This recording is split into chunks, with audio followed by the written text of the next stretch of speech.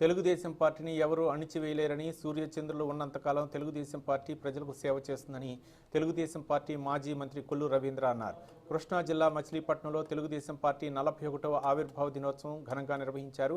ఎన్టీఆర్ విగ్రహానికి పూలమాల వేసి నివాళులర్పించారు. ఈ సందర్భంగా కొల్లు రవీంద్ర మాట్లాడుతూ తెలుగుదేశం పార్టీని అణిచివేయాలని జగన్మోహన్ రెడ్డి ప్రయత్నం చేసినప్పటికీ అది సాధ్యం కాదని అన్నారు.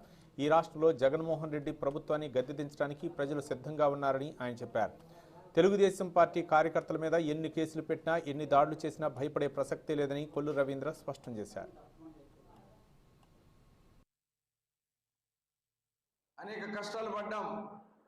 తెలుగుదేశం పార్టీని అణిచేయాలని, తెలుగుదేశం పార్టీని తుదిముట్టించాలని ఎన్ని ప్రయత్నాలు చేసినా తిరిగి మళ్ళీ దానికి 10 రెట్లు ఉత్సాహంతో పైకి లేసాం.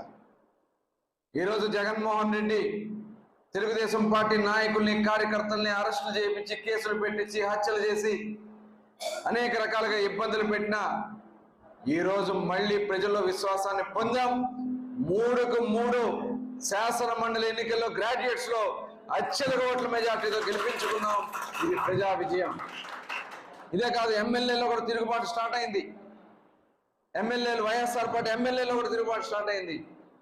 మేము 23 మంది శాసనసభ్యులు తెలుగుదేశం పార్టీ తరఫున 2019లో గెలిస్తే మా వాళ్ళని నువ్వు 4గురిని లాక్కున్నాడు జగన్మోహన్ రెడ్డి గారు. చంద్రబాబు నాయుడు గారు ఒక బీసీ మహిళని